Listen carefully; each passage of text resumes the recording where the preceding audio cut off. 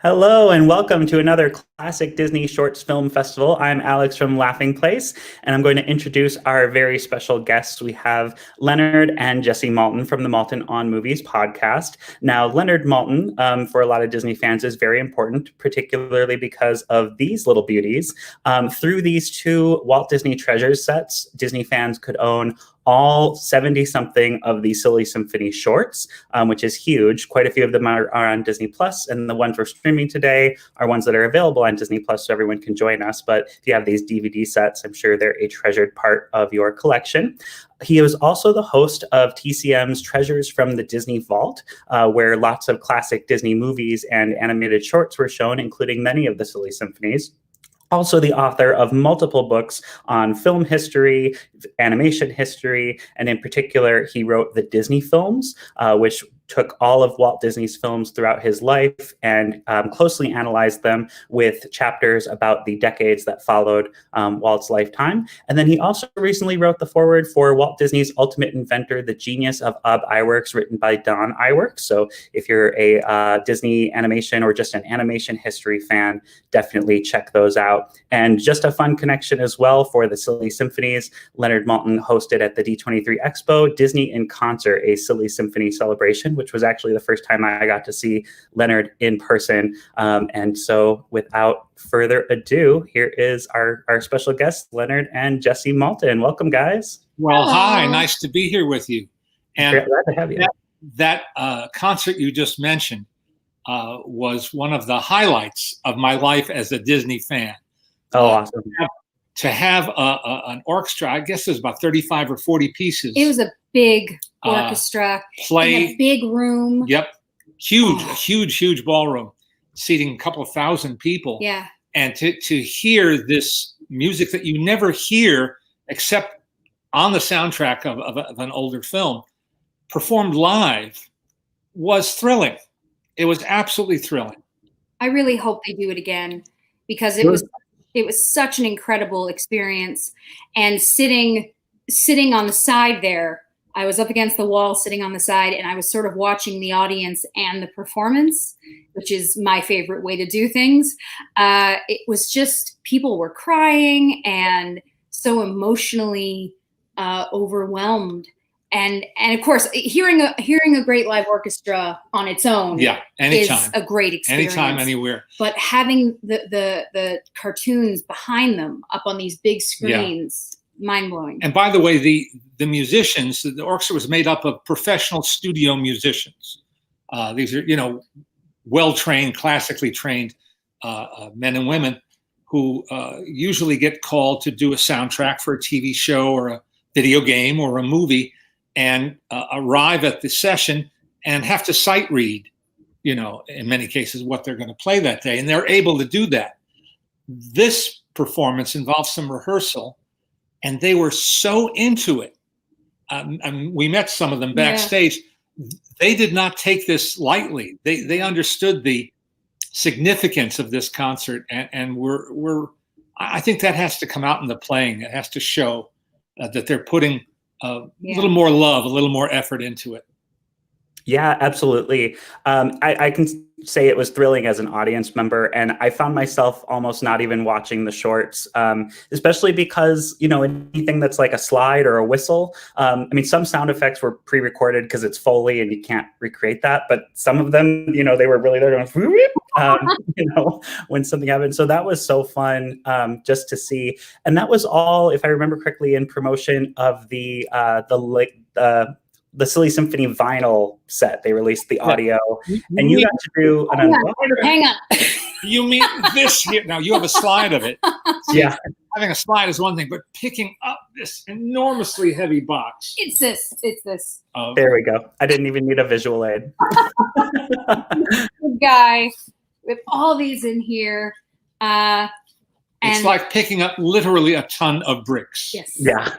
Yeah, because it's like 16 vinyls in there too. Like each one is two. Oh, it's beautifully packaged. Yeah. They spared no effort and or expense in putting this set together, and I congratulate. Yeah, it's a beautiful collection, and all of the artwork in it is so cool. Randy Cartwright has been the best friend that Disney Soundtracks ever had, and this was largely his wonderful. baby. It's Yeah, so and that was cool. like a numbered limited edition set too, wasn't it? Like each set's hand numbered, like the first couple pressings of Walt Disney Treasures. Yeah, it definitely just went through the floor. If you were wondering, it's actually now under the house. It fell through to the Earth's core.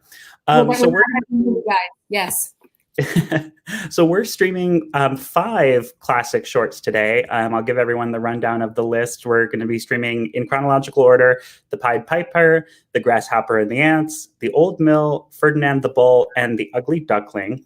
And in terms of what you need to join us, obviously you're watching us on something right now. I recommend having another device, whether it's your TV streaming app or a tablet or a phone, so that you can use Disney Plus to stream along with us. And we're going to get going in just a moment. So if you want to start to navigate, the first one we're doing is The Pied Piper, which is from 1933. And while everyone gets that queued up and set up, I have a question for the Maltins, which is, what is each of your favorite Silly Symphony? I'm curious if we're streaming it today.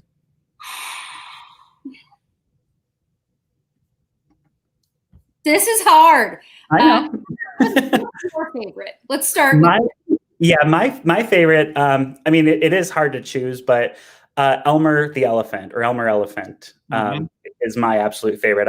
I love that character. I love the story of, the boy who's very different, getting kind of picked on and teased, and then being able to use his difference for his strength. It's kind of a tale as old as time. It gets, recycled in media all the time. But I just love that short. I think the characters are so charming. And I remember a few years ago, Tokyo Disneyland did a merchandise collection with plushes of Tilly. Like Tilly the Tiger is a big deal there for some reason.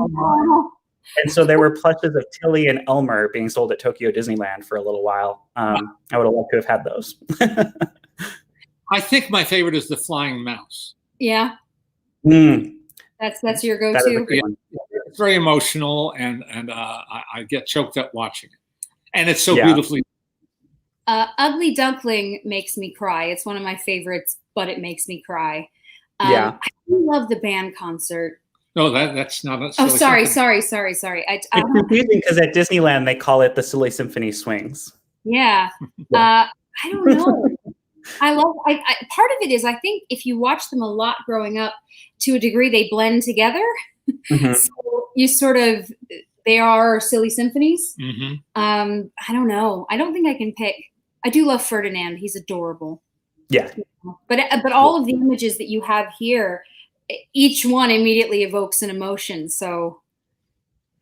Absolutely. Well, if everyone is ready, we'll get started with The Pied Piper. I will do a countdown from 5 so we can all press play at the same time. You, Alex. Oh, yeah. Sorry, trying to just interrupt with 1 or 2 quick things to say before going in. Sure. What you're going to see, we're going to span only 6 years' time, 1933 to 1939, but you're going to see a real development in terms of the skill of the Disney animators and artists, the skill of the composers, and the growth of the studio. Because the Silly Symphonies, after a certain point, and we're coming in at pretty much that entry point, became the research and development lab for Walt Disney as he prepared to make his first feature-length cartoon, Snow White and the Seven Dwarfs. So they were really testing themselves, challenging themselves. And this short is an example because the score by Lee Harleen is, I think, kind of haunting. And it's one of the things that stays with me from The Pied Piper. Definitely agree. Anything else we want to say before we press play on Pied Piper? Oh, let's do it. Go ahead and do it. All right. So everyone, we're going to go. Sorry, I need to get my screen ready. We're going to start playing 5, 4, 3, 2, 1. And here's that Lee Harleen music starting already, or Harleen. And this is, a lot of the shorts we're watching today are directed by Wilfred Jackson. This one included, I think the first 3 are all Wilfred Jackson shorts. Look at those colors. It's beautiful. Yeah, they do such a great job. I love this era in particular. Just had such a fantastic color scheme in the Mickey shorts and the Silly Symphonies. And was Gustav Tenengren already doing work at the studio, or was he closer to Snow White? I'm not sure. I don't have in front of me the facts. He came in the mid-30s. In the mid-30s, and started doing concept art, what they call inspirational artwork. Yeah, and I didn't realize until recently he did a lot of little golden books, including the Pokey Little Puppy. Oh, sure. I had a book of Grimm's fairy tales when I was a kid, illustrated by Gustav Tenengren, before I understood that there was a Disney connection. And but they were just beautiful illustrations. Yeah, very European in style. And like last time when we were doing the Mickey shorts, you know, you mentioned there's only one cartoon mouse or cat or in that era. And here we are, like Mickey's separate, and these rats are starting to look less like Mickey. Yeah. They're getting very deliberate with their style. They're sort of semi-realistic and only somewhat anthropomorphic. And you mentioned before that this is all, you know, spanning just 6 short years. But I read that this was Disney's first real attempt at like human characters that were more realistic in their appearance. Is that correct? Yes. Well, it's, as I say, it's something that they knew they had to get better at. This was the period of time when Walt was sending his artists and animators down to the Chouinard Art Institute, downtown Los Angeles, to take lessons in anatomy and the fundamentals of drawing the human figure, among other things. Well, even the Pied Piper's face is a face, even more so than this one. He's got a really pronounced nose, and you can see the changes for sure. Character design wise, something about him feels like it may have inspired Chopin from Kunstwerk. Yes. And even the Barker with the bag of gold kind of reminds me of Stromboli a little bit from Pinocchio. Yes. Lee Harline as well wrote a lot of the music through Snow White and Pinocchio. And there are kind of chord progressions in this Pied Piper song that really remind me of I've Got No Strings, if you listen for that. Well, yes, it's true. And you see that this is all part of continuity. There's a through line in everything that happened at Disney, especially in the 30s and 40s, and in some cases, right up to the present day.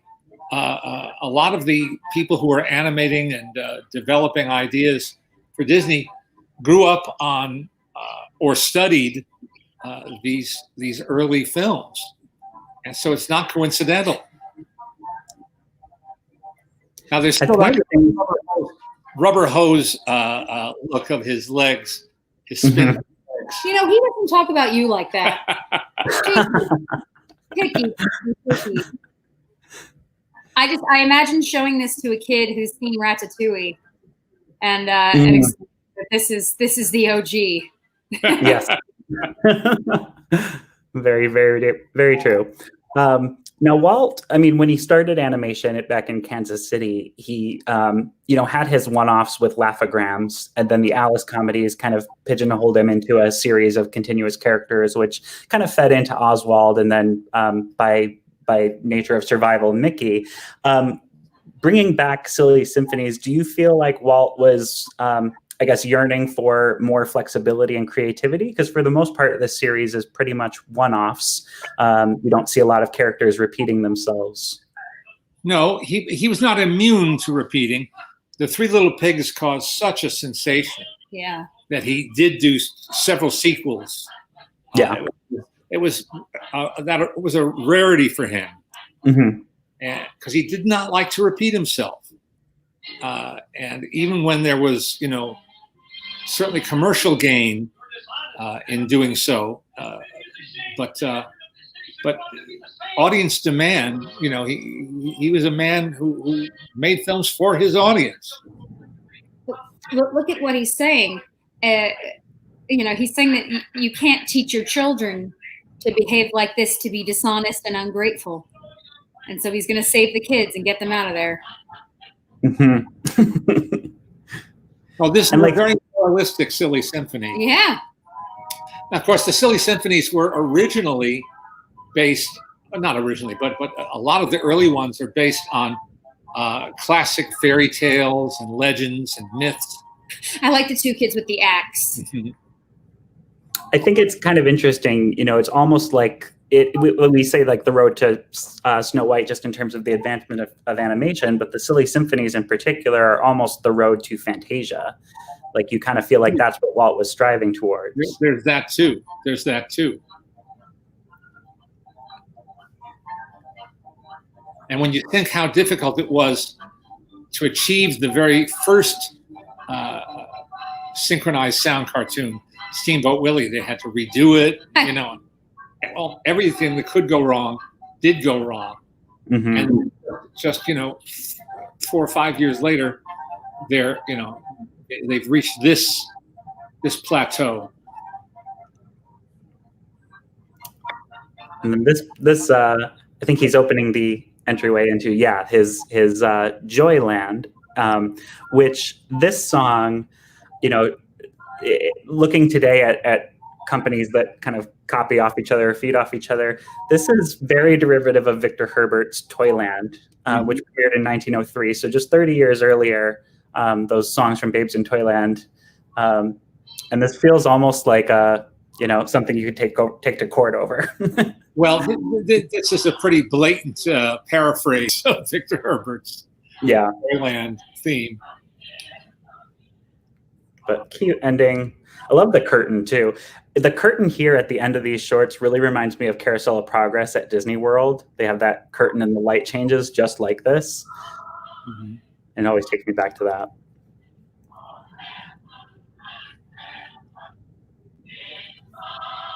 I remember when I first showed this to you, Jessie, and you had very mixed emotions. Did I? Well, yes. I mean, the children are happy at the end. Yeah. But he's stolen away. Yeah. All the kids from their parents. It's it's not a simple simple film to show to a 4-year-old, or a 5-year-old. Well, even though based on a oh, sorry, Jessie. No, you go ahead. Let's not fight in front of the audience, shall we? I was just going to say it's based on a classic story, but this theme still comes up a lot today, and I think most famously in Hocus Pocus, Sarah the Witch literally uses a song to lure children out of their bed to follow them somewhere. It's for more deceitful purposes, but that's there. It's funny because as much as certain things could go back to mythology or fairy tales and things like that, there's also always this sort of undercurrent of kids defying parents. Mm-hmm. And it's so interesting that even back to these is a piece of it. That someone comes and says, I'm better than your mom and dad. Mm-hmm. And I can take care of you. And I don't know if someone saw that and thought that all kids, some part of them thinks that running away is fun. Because again, it's something that when you're a little kid, you talk about it when you're mad. I'm going to run away. Mm-hmm. If I don't get candy right now, I am running away. Right. So I just heard her say that last night. It's true. It's constant, actually. So he's the same way. If he doesn't get chocolate, he just locks himself in his room. Yeah. Kind of a theme of just, consequences for bad children definitely comes up as well in Pinocchio with the whole Pleasure Island bit. That whole thing.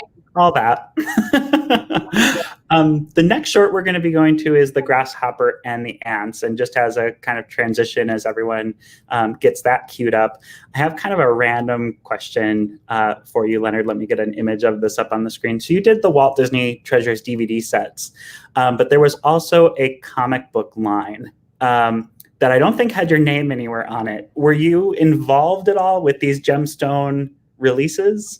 Not at all, but my good friend David Gerstein, who was told me that he appropriated the title and format. Yeah, I was going to say, it's like the cover art and everything. I want to say they did 3 of these. And we were talking a little bit about marketability, but they really did, market and merchandise as much as they could, a lot of the Silly Symphonies, in particular through comics, partially to promote the films, but a lot of those comics have been recollected in hardbound editions. Yes. And the actual collectibles, the toys and knickknacks, which in number, don't begin to match the Mickey and Donald and Goofy stuff that came in the 1930s, but they're harder to find and therefore more expensive and highly prized by collectors. I have almost nothing, I think, Silly Symphonies. Very few. Yeah, I remember the meeting Dave Smith in the Walt Disney Archives, and he in his office had his personal collection of the Fantasia porcelain figures. That was his conflict of interest that he collected. But I know they did 3 Little Pigs. Ferdinand the Bull is on display at Disney World in the Walt Disney Presents. We have a jointed wooden Ferdinand. Yeah, we have a couple of them. But we're surrounded. As my friend Kristen, who's watching, noticed I got one of these. I decided I might as well use all of our Disney stuff. Nice. I don't know if you guys have seen this whole artist collection. Yes. So beautiful. I love it. And I'm not into Spirit jerseys at all, but I couldn't not buy the Spirit jersey because it's got, it's a white background. Some of the characters are in color, but it has pencil sketches of Johnny Fedora and Alice Bluebonnet and Mr. Toad. And I was just I need this. I want to take the aprons and make them into dresses. Yeah. They're so beautiful. When they do it right, I'm drinking out of Dumbo, but I've also got this one here. Baloo with the coconuts on his mouth. Exactly. Nice. They're so good. Yeah, that is a really cool collection. A lot of it's available on Shop Disney if anyone is interested in that. And is there anything you want to say about Grasshopper and the Ants before we get started with it? No, I don't think so. This one has a score by Frank Churchill, who, like Lee Harleen, was one of the building blocks of Disney music. Yeah. For the first decade of Disney music, and all of them contributed to Snow White and the Seven Dwarfs and Pinocchio in particular. These guys, the work they did is as, I think it has as much impact. I don't like the word impactful. That's why I was stumbling there. I think it's as effective today as it ever was. And in this case, Frank Churchill wrote a song. There weren't very many songs that had a life outside of the Silly Symphonies, 3 Little Pigs being the notable exception, with Who's Afraid of the Big Bad Wolf. Well, 1 year later, this short came along, and it introduced a song that didn't become a hit. There's a piece of sheet music for it that's very collectible. And but it became, well, I don't want to spoil it. It became familiar in a series of cartoons. Whoops. That. And this is another one with a moral. This is another fable with a moral. Yes. Absolutely. So we will get this one started in 5, 4, 3, 2, 1. Press play.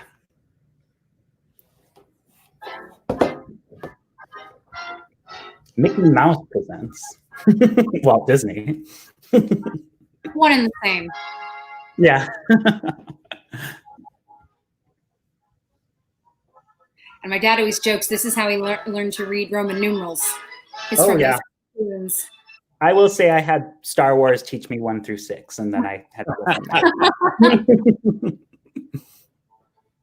By the way, this had a 1936 copyright, so it must have been a reissue print. So it's definitely originally this was 1934, so just 1 year after Pied Piper.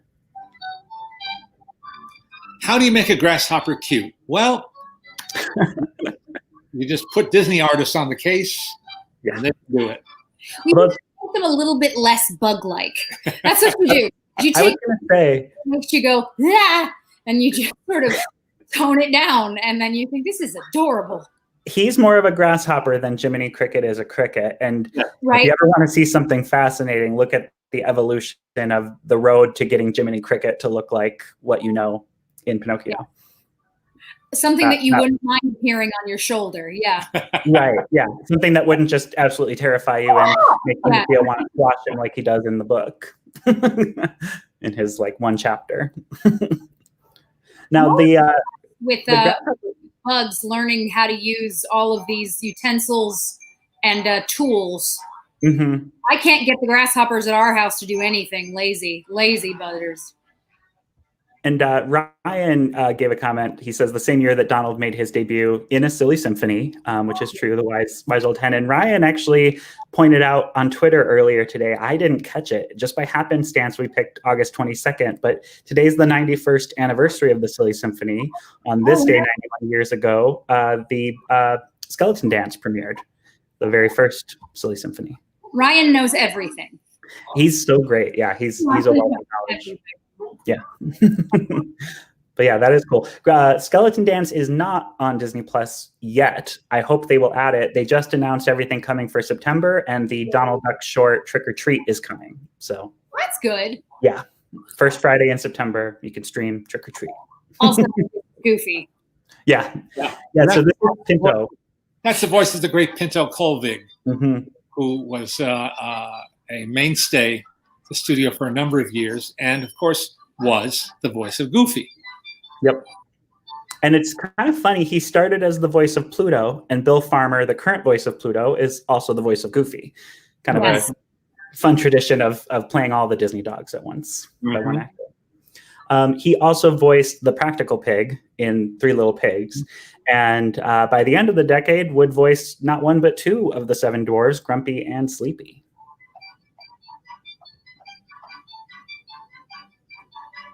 And then he left the studio for a while to join the Max Fleischer studio, which had moved down to Miami, Florida. And he worked on their feature film, Gulliver's Travels, where he voiced their character, Gabby. And there were a series of Gabby short subjects, and he was that voice as well. And at a certain point, too, I believe he and Disney had a parting of ways, and the Goofy shorts continued in the how-to format, just using his laugh and some noises he would pre-recorded. Yep. He just full yucked. Yep. He actually just yucked. I love it. So yeah, this song, "The World Owes Me a Living," became synonymous with Goofy, but it premiered here. I'd love to know the story of how it ended up moving into the Goofy realm, but it's great.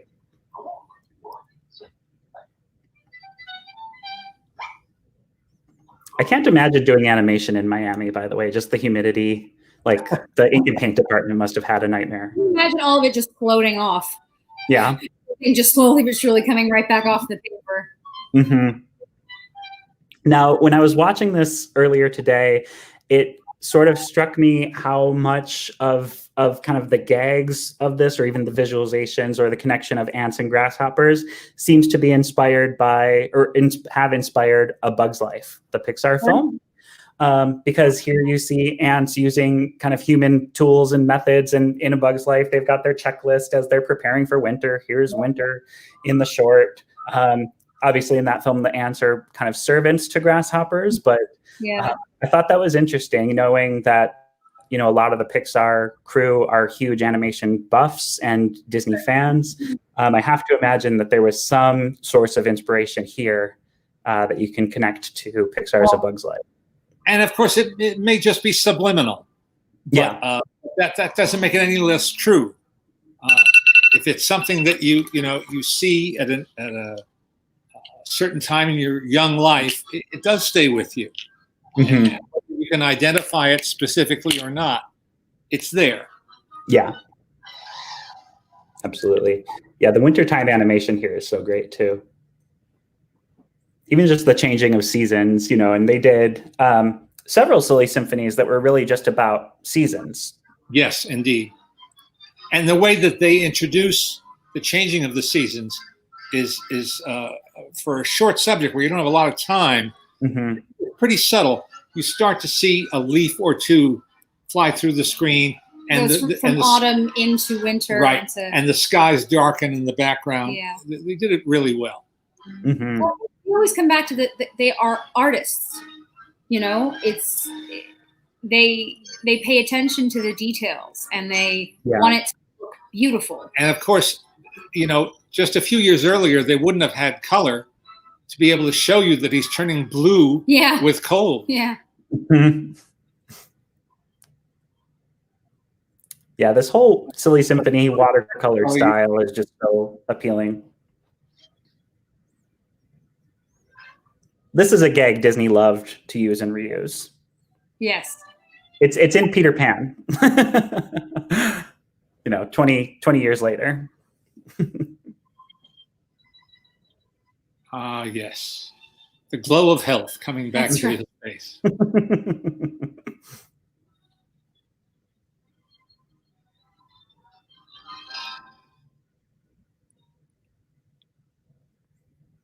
It's kind of funny too how his the things he wears are very Jiminy Cricket. Absolutely. Yes, indeed. Somewhere along the way, someone at Disney decided this is what crickets and grasshoppers wear, and they continued that. Well, I mean, it's like he's like an itinerant troubadour, you know. Mm-hmm. It's almost like theatrical clothing. Yeah. You know, kind of like Honest John and Foul Fellow. Yeah. Mm-hmm. Mr. Honest John.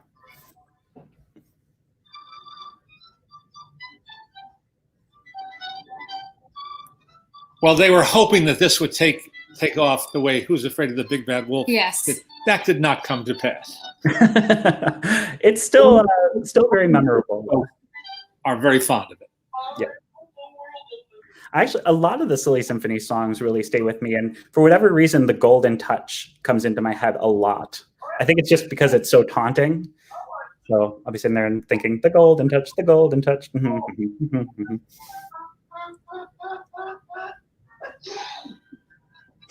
Bless you. Ta-da! And is that, I think that's the same Goofy short outro, probably. I think that just became what they do. Now, we're going to take a 3-year, speaking of grasshoppers, we're going to take a 3-year leap now to 1937 and a short called, a famous short called The Old Mill, which received great acclaim in its day and ever since, because it is a mood piece, and it exists solely to show off what they could do with both with visual storytelling, marrying that visual storytelling to dramatic music, and bringing effects animation into play, and a certain degree of realism that they hadn't achieved before. Now, some people didn't necessarily see this as advancement, because what they liked about cartoons, and some people today still share this view, was that they were cartoony. They weren't trying to be realistic. Yeah. And they weren't trying to replicate reality. That's what a movie camera is for, or your iPhone is for. You can shoot something, and it will be real because that's what it's showing you. But in this case, it was a great accomplishment for Walt and his team, and they had every reason to be proud of what they did here. Mm. Absolutely. So yes, the next short that we're queuing up is The Old Mill. So start to navigate there on Disney Plus. And Ryan actually asked a question about specifically the Three Little Pigs. What he was wondering is if you wish that Disney would have included the complete uncensored version of that short on the US release of the Walt Disney Treasures set. I believe there were multiple versions of the short over the years, and even in Walt's lifetime, he had them reanimate some aspects of it. Is that correct? Yes, it is. And I don't know that I would make the same decision today that I made then. Different times, definitely. Yeah, I mean, I decided this is our very first release in one of the 4 DVD sets that kicked off the series. And I feared that showing the Jewish peddler that the wolf disguises himself as would be a turnoff, and would upset enough people to, push them away from watching these vintage cartoons. Yeah. So I took what I will call, I'm entitled to do this, I took the coward's way out at that time. And I don't know if that was the right decision or not. Yeah. Well, and I think too, I mean, to your point, Walt himself corrected it, before his passing. This wasn't a censorship that came later that didn't necessarily. That as early as 1941, I think. Mm-hmm. Yeah, so I think when it's in the context of, the filmmaker himself regretted it, it's not like Star Wars where, they went and added back new digital effects that eradicate the hard work that people did in stop motion animation. It's, a creative choice that they realized was wrong during his day. You can always look at films and talk about the time they were made and what was and wasn't appropriate, and how things have changed and how we've progressed as people, for the better. But, I think in that particular case, because Walt Disney changed it and wanted to change it, I prefer to go with the final version that he wanted. Well, it's very well said, and I think you're right. Cool. So with that, we will get started with the Academy Award winning The Old Mill. So let me get prepped for our countdown. We will press play in 5, 4, 3, 2, 1. I'm terrible with fingers. Sorry about that. And it is interesting, going from the 2 shorts we just watched where there is dialogue and singing to this, which almost feels, again, like the road to Fantasia. Something about The Old Mill, even though it's not, set to classical music, just feels like it could have been in the concert feature and not feel out of place. Look at that title card. Carved out of wood, It's beautiful. Now, this music is again by Lee Harleen. The composition and the orchestration, just superb. And again, they're experimenting with the multi-plane camera now, which was just developed, and which would reach its zenith in Pinocchio. But here was their first opportunity to show it off, where you go through, see the camera's pushing in past that beam to get to this closer shot. Yeah, and the multi-plane camera, you guys actually just recently talked about it. Well, I say recently, but it was May. But on an episode of Maltin on Movies, you guys are doing a series about the history of animation. So to anyone listening who hasn't heard that episode, Leonard and Jessie really talked about how Leonard Maltin even got into becoming an animation fan. A lot of the work he's done in his life for the, prosperity of the history of animation. Yeah. Sorry to interrupt. I was just saying there was more multi-plane there. Sure. It was to have different planes of visual information. Depth. Yep. And I know of 3 places where you can see the multi-plane cameras or facsimiles of them. One is at the Disney Studio lot, which is not easily accessible for everybody. But if you ever get to go into the Frank G. Wells building, it's in a hallway outside the offices for the Walt Disney Archives. If you ever make it up to San Francisco, they have one beautifully displayed at the Walt Disney Family Museum in a huge glass tower. And you can see it from multiple angles, which is really cool. So you can go from the top and look down. You can be at the bottom looking up. Really fascinating. And then they have, I think it's a facsimile made at Walt Disney World at Hollywood Studios in the Walt One Man's Dream exhibit. So a couple places where you can see some really cool examples of the multi-plane camera in person. And these frogs here, I have to wonder if Budweiser's marketing team didn't do this. And I read that these are Clarence Ducky Nash, the voice of Donald Duck, doing the ribbits. I'm not sure. Contradict you. Yeah, it'd be a cool story if it is that he can do ducks and frogs. It's a niche market, but he's got it cornered. Yeah.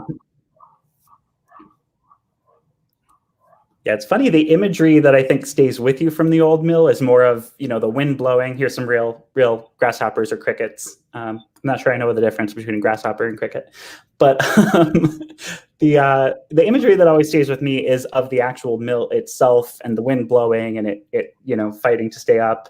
But there's so much more imagery here. I love these fireflies. You really don't see animated fireflies like this again, at least at Disney, until Princess and the Frog, long time later.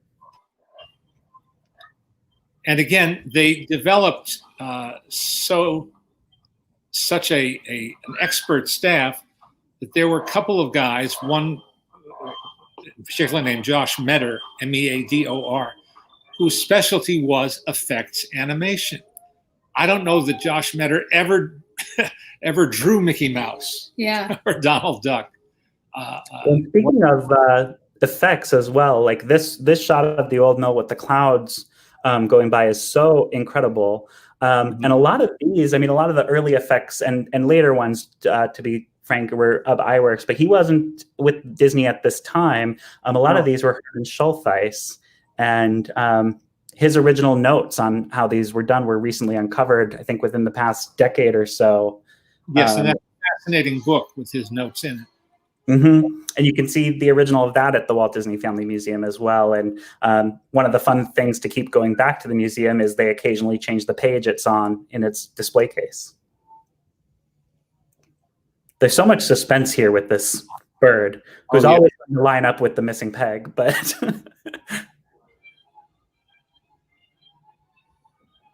it's almost a working definition of suspense, and then release of suspense.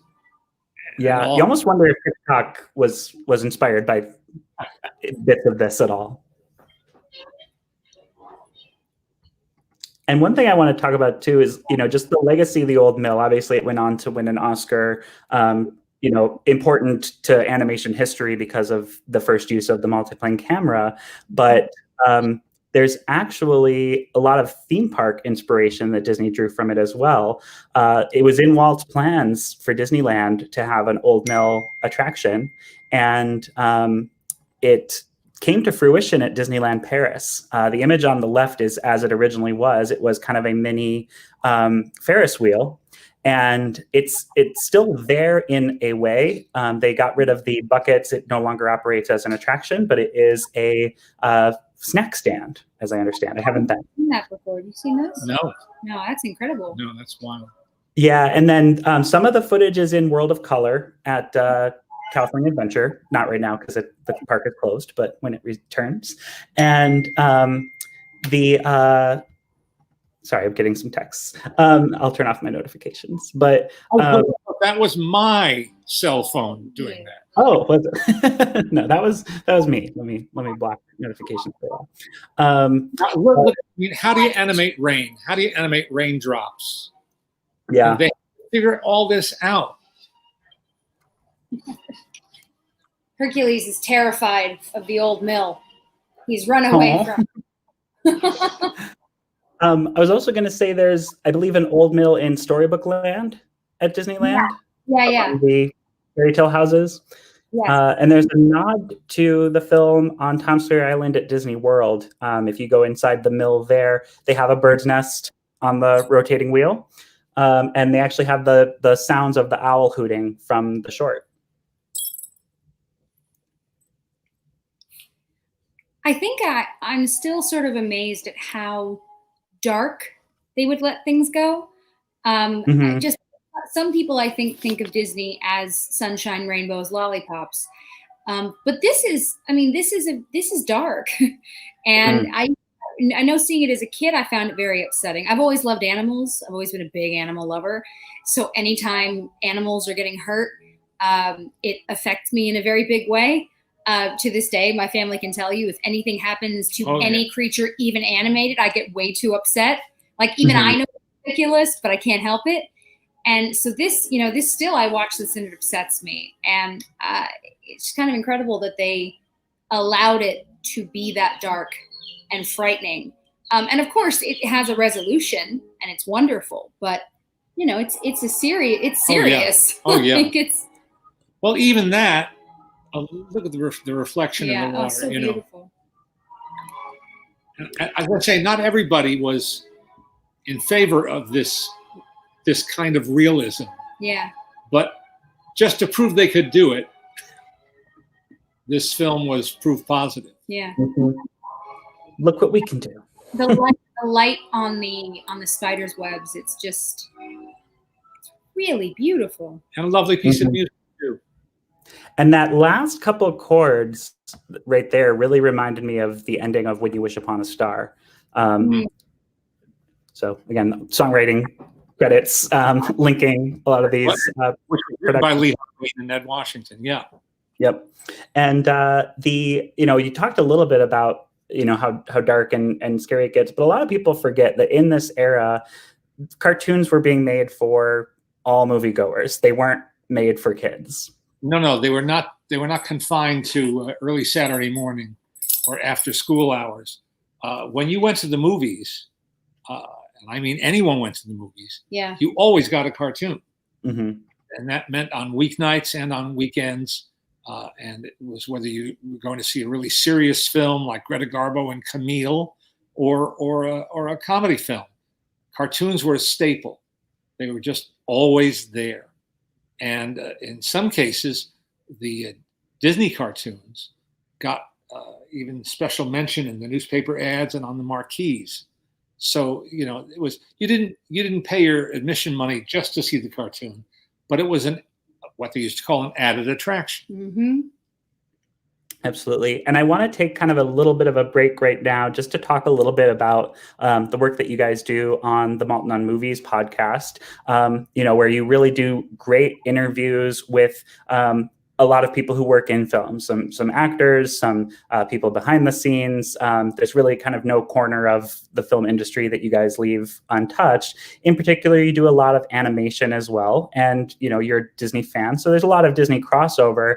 But I like to think that, to really understand Disney animation well, you have to look at the bigger picture and the evolution of the medium in general. And you guys really give great kind of outlines of that that are easy to digest as a reader, and also recommendations of other things to go look for in that animation package. You kind of list off some of the Chuck Jones Looney Tunes shorts versus some of the other Looney Tunes directors that you can watch and compare and that you've done for your students. So I really think it's a fantastic podcast for any of our viewers today who aren't already listening. Please go check it out. We appreciate the kind words, Alex, and something that we're working on right now. We just did the interviews this week and hoping to put it all together. It's about the documentary Howard that is now on Plus. I cannot recommend it enough. We've talked about it a little bit. It is absolutely heartbreaking and absolutely beautiful. And Don Hahn is a really, I think, a talented documentarian. And he's been a producer. Well, he started as a jack of all trades. Yes. Just a worker bee at the studio in the 70s. And you can hear we did a whole episode with Don. You can hear that. Cool. Yeah, and he did a little of everything and learned a lot, and had interactions with all the people who created what we now think of as Disney modern history. Yeah. And that's what he dealt with in the documentary Waking Sleeping Beauty, which if you haven't seen, we also recommend. Yeah, big time. Which is also available and it's on Disney Plus. Yeah. Mm-hmm. And to me, Howard almost plays like a follow-up to Waking Sleeping Beauty. You get to see Howard's kind of slice of the puzzle of the Disney Renaissance, and then you get to do a deep dive into his life in the film Howard. Well, it's as I say, it's heartbreaking and it's beautiful. But so what we wanted to do to sort of celebrate the film, but also get it a bit more attention, was to interview several people from the film. So we spoke to Howard's. We got Howard Ashman. We haven't. Sorry, yes, it's Howard Ashman. That's Howard Ashman, the man who wrote the lyrics for The Little Mermaid, Beauty and the Beast, and Aladdin. He didn't get to complete the second and third film, but he made a major contribution. Yeah, and he didn't just write lyrics. No, many other. He was very much involved in every bit A of creative force process. Mm-hmm. So we interviewed his life partner, his sister. We got to talk to Dawn. We spoke to Paige O'Hara, the voice of Belle. We spoke to Alan Menken, which was so cool. Am I missing anybody? We did. I don't think so. Oh, John Musker. Oh yeah. And we interviewed John Musker. Always great and so funny. But we're putting that all together and excited to share it with everyone. Sometime soon. Yeah. Awesome. That's going to be great. I'm looking forward to that. And yeah, Howard Ashman, I mean, in addition to being a lyricist, was also a really good storyteller. And in the film, you get to see, you know, that his contributions to The Little Mermaid, Aladdin, Beauty and the Beast were more than just writing the songs. He kind of picked where the songs should be. He taught Disney sort of how to make a modern movie musical in the late 80s and 90s. And without him, that whole era would have been not the same. No, that's for sure. That's for sure. And the proof is in the pudding. And that's not even bringing up Little Shop of Horrors. And yeah, an incredible man. And as I say, very much worth your time to watch this documentary. It is upsetting. So, you know, because the man passes away and that's heartbreaking. Mm-hmm. So, you know, it's not necessarily your happy go-to Friday night party film, but it's very much something that I think people should see to keep his memory alive. Mm-hmm. Yeah, I think it's, you know, as an adult fan, you should be able to handle everything it throws at you, and it, you know, it connects you to, you know, what was really going on behind the scenes, and just to know, you know, what everybody was dealing with, particularly on the production of Beauty and the Beast, and then having to pick up the pieces and move forward on Aladdin without him, just how hard that must have been. And even, I mean, hearing in the film, well, I don't want to spoil anything. There's something Alan Menken said that really there's so much. There's so much. It's a lot, but highly recommend it. And I don't want to steal anybody's thunder who hasn't seen it, so please go check that out when this is over, when you have time. Also want to mention the Maltreon, yes.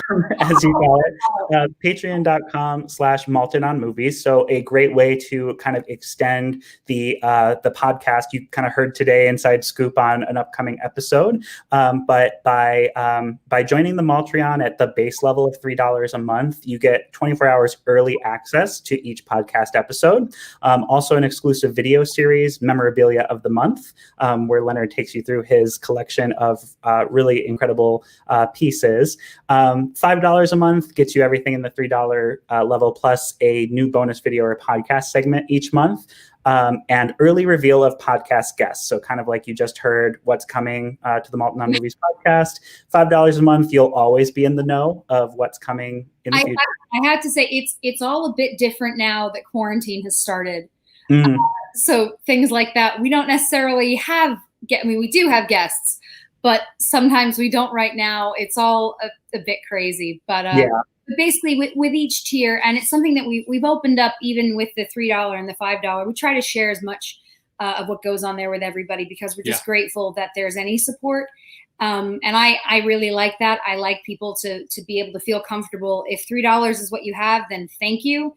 And here's everything, you know, we're extremely grateful, and you have a lot of fun writing. He does a newsletter, and talks about collectibles. It's another way of communicating with fellow movie lovers and movie buffs.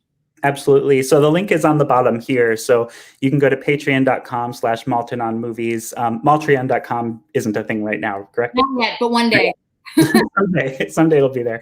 And you can go all the way up to the $20 per month level, which also gives you a thank you mention in the podcast and a one-time shipment of a piece of film memorabilia from Leonard Maltin's personal collection, which, you know, if you really love Leonard Maltin, you can own something that used to be in his possession. Yes. He writes a little note. It's very cute. Yeah. That's really cool. So the next short we're doing is Ferdinand the Bull. So make sure it's kind of a cheat today, because it was not a Silly Symphony. It was a one-off. Mm-hmm. They used to call it a special. Yes. And it's special because it was based on a very popular and well-reviewed, well-regarded book by an author named Monroe Leaf. And if you're curious about him, and you may become curious about him, it's worth going online and reading about him and what happened with Ferdinand. Ferdinand is essentially, not to put a heavy hand on it, it's a pacifist movie. that was made at a time when storm clouds were starting to gather in Europe. And I won't say more than that. You don't have to know that. You don't have to look at it that way. You can just enjoy it as an amusing and wistful tale about a unique character. Absolutely. And before we press play, I just want to point out the cover art here of the original book by Monroe Leaf, because that visual aesthetic they copy for the title cards and the ending card for the short, which is fun. So if you hadn't seen this before, it'll make a lot more sense when you actually watch the short. And while everyone gets that queued up, I also want to mention, just kind of ironically, Blue Sky Studios brought Ferdinand back into public conscious. With the most obvious choice for a voice, John Cena. Right, yeah, John Cena as the Spanish Bull. There's some interesting casting choices that I don't think they would make today, just like 2 years later. But inadvertently, this ended up being owned by Disney through the Fox acquisition, since Blue Sky was a Fox animation studio, and now it's under the Disney umbrella. Have you seen the recent version of Ferdinand, the retelling? Yes, no. I have not. You have not? Okay. I should say, we didn't not watch it. It's not like, no, I shall not see. We just didn't see it. Did you? I did. Ferdinand was a short story. It lends itself very well to a short. I don't think it's a story that begged to be 90 minutes. And it's very modernized too. So like there's these like hedgehogs that are like hip hop rapping. So just some like interesting choices, but I wouldn't say it's terrible. But that's the quote for the box. I wouldn't say it's terrible. Not terrible. There you go. Laughing. Yeah. So Ferdinand, if everyone is ready, I'll do my awkward poor countdown. 5, 4, 3, 2, 1. Nailed it. Cool. So yeah, there's that title card, by the way. It looks like the book cover, but with the Disneyized version of the character, who is so charming. Frank Thomas and Ollie Johnston, the great Disney animators who were part of the 9 Old Men, talk about, they use the word appeal. Yeah. A drawing should have appeal. That's an appealing drawing, that shot of Ferdinand that opens this cartoon. I think of when you watch something when it's still just pencil drawing, sometimes they'll bring those pencils to life, and you still react to them without color, without music, without anything. You still react because that's how great. I mean, how he's so adorable. And this is 1938 too. I forgot to mention the year. But it's interesting, you mentioned this isn't Silly Symphony branded, but obviously it's the same crew in an era when there aren't really these special shorts, and won't really be until about 2 years later when they stop using the Silly Symphony branding on shorts entirely. But this is like the first of the kind of next wave of how Disney does shorts, where there's a narrator. Like a lot of the South American trip shorts kind of use the same storytelling device.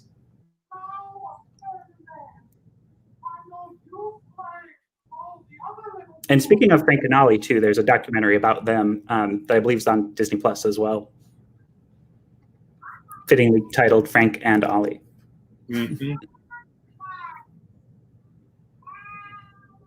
And this, like The Old Mill, won an Academy Award, and it actually beat 2 other Disney shorts that were in the running. Actually, three Disney shorts were in the running, but Brave Little Tailor, which is, I think, one of Mickey's most memorable forms from this era, and Good Scouts, a Donald Duck short that's very beloved.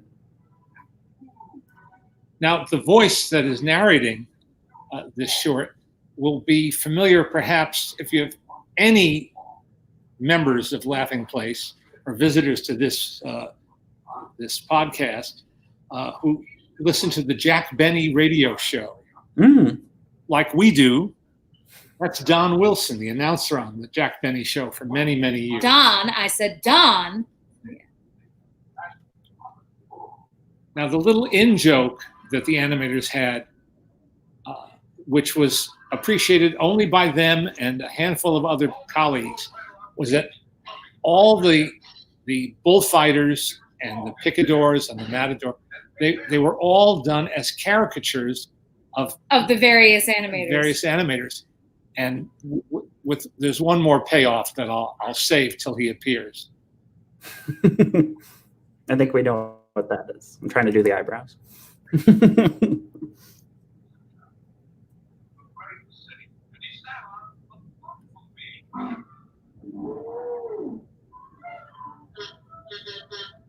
I have to imagine a lot of people who worked on this worked on like the Flying Gauchito from Three Caballeros.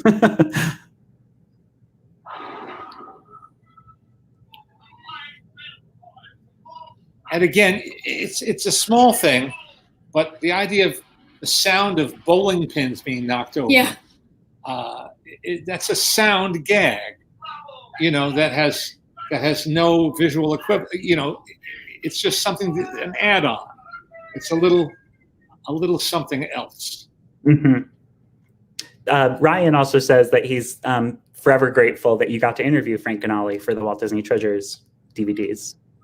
Time spent with them was very, very precious indeed. I will say that meeting them when I was little, but they were lovely. But the one that as a kid just looked like a human cartoon, Ward Kimball. Mm-hmm. A little kid, I kept looking at him thinking he was a cartoon. Like that man was not real. Yeah. So that's a caricature of Freddie Moore with his distinctive red nose there. Mm. And Bill Teitla, Art Babbitt, Ham Lusk. There's a Walt Disney caricature in this as well, isn't there? Isn't he the one with the eyebrows, the Yensid eyebrows? That's Walt. Mm. Matador is a sort of caricature of Walt. And that's Ward Kimball. Yeah. Mm-hmm.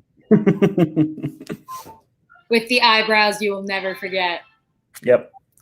And some of the zaniest of Disney animation, particularly, as you get into the features and things get a little more refined. But if something is really zany, it's probably Ward.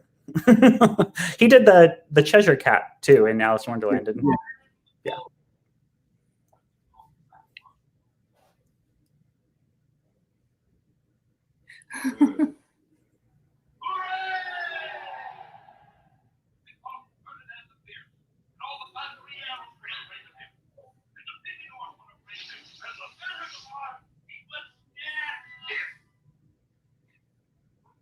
Love that the bullfighter gets the flowers and just as into them as Ferdinand is. This is a perfect example. You just referred to it, that there are some short films that are meant to be short films. Mm-hmm. There's fiction that was designed to be a short story rather than a novel. And that's my quarrel with some of the Dr. Seuss adaptations. Yeah. I was just going to say, I know a lot of people love The Grinch, How the Grinch Stole Christmas, the film version, but that is 2 hours long and it should be 30 minutes. Exactly. That was when Chuck Jones first adapted it. Yeah. Mm-hmm. With the participation of Theodore Geisel, Dr. Seuss. Yeah. Well, I mean, he intended for the 5,000 Fingers of Dr. T to be a movie, but everything else was a short or a TV special. They also did a Horton short that Chuck Jones directed. Horton Hatches the Egg for Warner Brothers. Mm-hmm.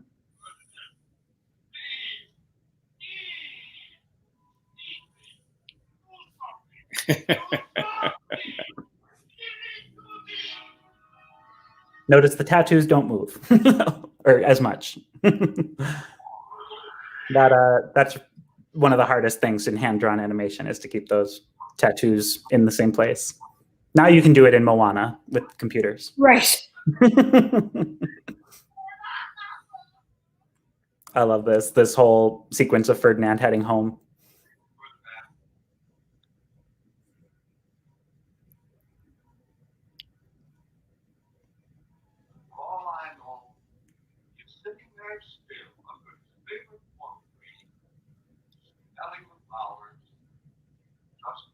And again, this short film, had a big impact because the book had already been a success. Yeah. And so people knew what they were getting. People looked forward to this and enjoyed it and talked about it and bought it. merchandise. Yeah. Yeah. And it was just 2 years after the book came out in 1936, and this was 1938. So Disney caught this pretty quick, almost like Robert Bletchley, bringing it to Walt's attention, and he's already doing it.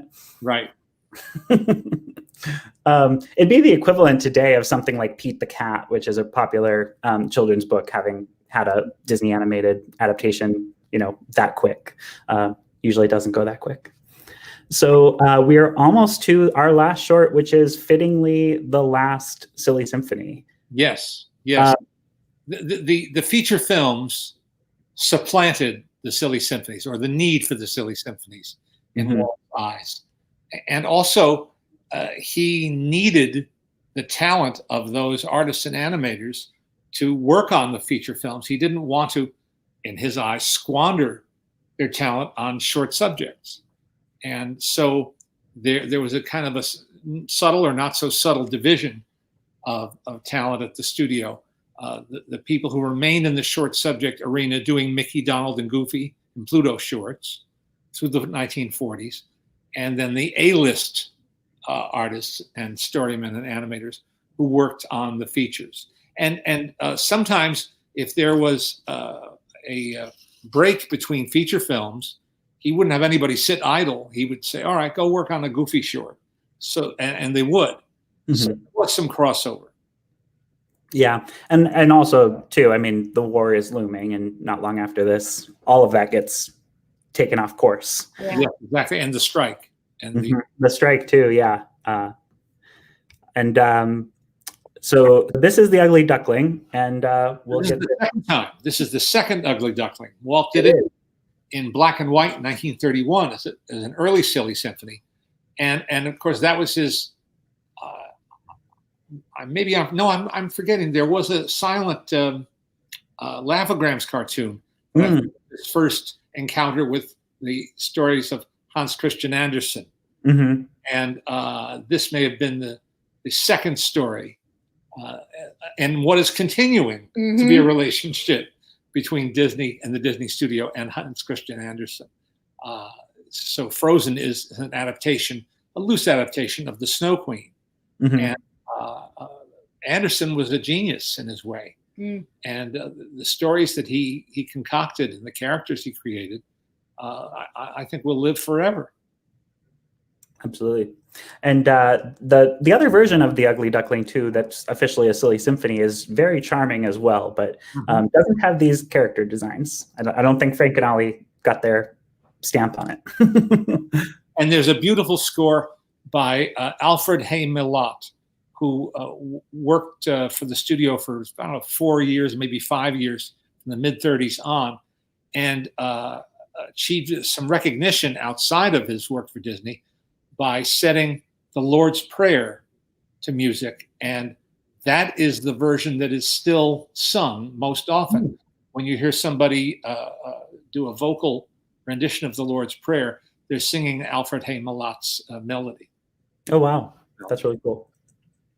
So we'll get our countdown started for the Ugly Duckling 1939.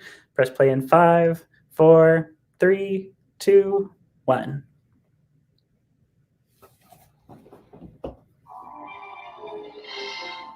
And this was distributed by RKO Radio Pictures, a studio that no longer exists. It was considered one of the mini major studios, which is not quite on the same footing as Paramount or MGM. United Artists is still around in some form, though, aren't they? Some form on paper. Yeah, okay. Occasionally their title pops up. That's right. Look at all those colors. Yeah. One character, many colors. Yeah, and Ryan just pointed out on the Silly Symphonies, you had them, I think, back to back, so you could kind of see how far they came from the first version to this version.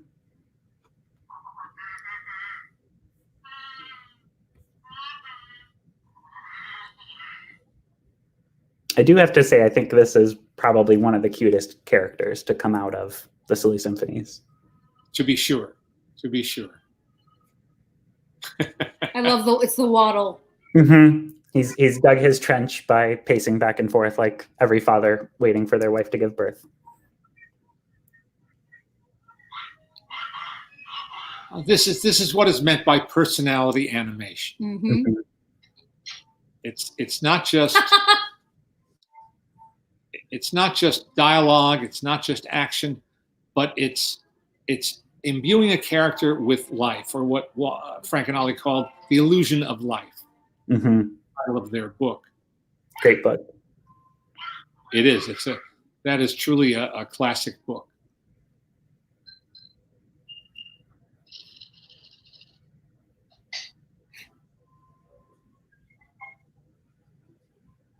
Such a great introduction. So cute. And Looney Tunes, didn't they have a character who was like stuck in his egg? Or am I thinking of maybe Garfield? I think the Garfield 80s cartoon had a farm short that came in the middle of like the Garfield stories. You've got me there. Sure. I think my point was I think it was inspired by this. I don't know if that's the first time an egg had feet, but it's cute.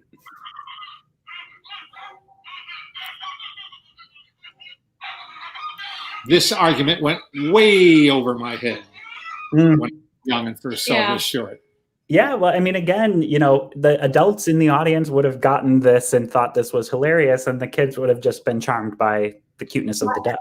My husband just joked that it's true. We always say that it doesn't matter what language, you can always tell when a couple are fighting or when a man is in trouble. Mm-hmm. And the perfect example of that. Well, I think it's so funny too, like, a lot of the international animators that work at Pixar or Disney, because they are so multicultural today. But, I think one of the animators, I think from Pixar, who did Bao, talked about how she took her mom to see like Disney shorts. They had immigrated and she didn't speak English, but they knew if they went to see a Disney movie, she'd be able to pick up on it because, they are emoting so much. You don't really need to know the language. And here's a short with just quacks. Yep.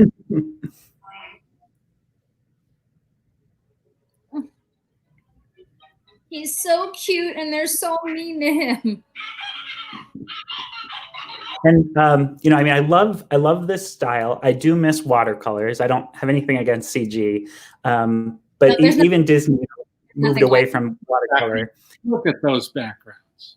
And what I love is that Chris Sanders tried to bring this look back for Lilo and Stitch, and he actually harkens back to this exact short. Stitch, there's this sequence where he kind of realizes that he connects with this story of the Ugly Duckling.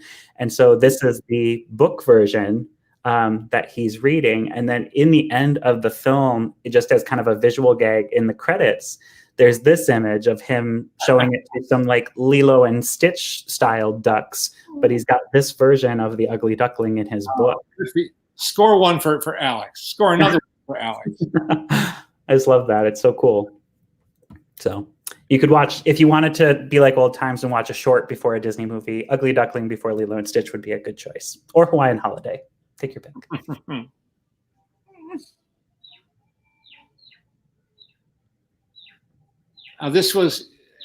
We've all read about the premiere of Snow White and the Seven Dwarfs, when the animators could scarcely believe that an audience at the Carthay Circle Theater was responding to the grief of the dwarfs at the apparent death of Snow White. And they were responding to what they had drawn in pencil and the ink and paint brought to life. And they couldn't believe it. They couldn't believe it. People had invested emotionally in that film, just as you invest emotionally here, watching this poor, innocent, It is not his fault. He just wants to be loved. He just wants to be loved. It's so true. Isn't that what we all want? And Ryan, thank you. He just mentioned that he's loving the short film festivals. He gave a donation and would like to see them keep going. So hopefully we can make that happen. That would be a lot of fun. That's very nice, and that's very kind of him.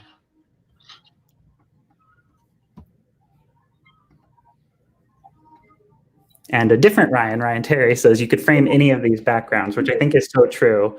Oh, yeah. Every once in a while, you might have a blinking eye, but if you just did still frames, of most of these shorts. One of the things that fascinates me, and that yet these exquisite backgrounds were just means to an end. Mm-hmm. Components of a short. They were not intended as a work of fine art any more than the animation drawings or the cells that were produced from those drawings. Little face. I know. The tears going down the bill. Nobody thought of it as artwork. It was just one ingredient in the making of an animated short subject. Mm-hmm.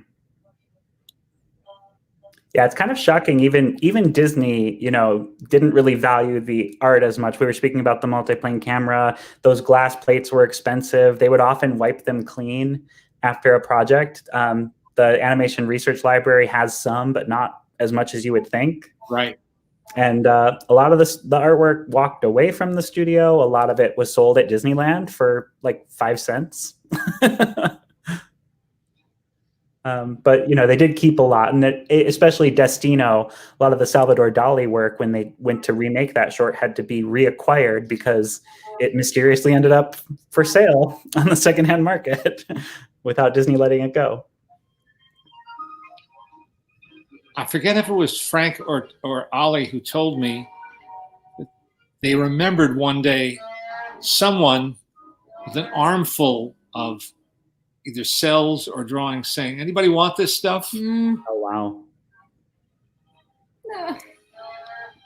Yeah, and the upkeep on a lot of cells from this era is deteriorating too. Like a lot of them are cracking and breaking apart. It's just, so much work, so much detail went into making a film, one frame. Look at the body language of the Ugly Duckling. You know what he's thinking, you know what he's expressing. Mm-hmm. You duckies, I'm a swan. Yep. You're going to grow up to look just like your parents, and I'm going to look like this. Mm-hmm.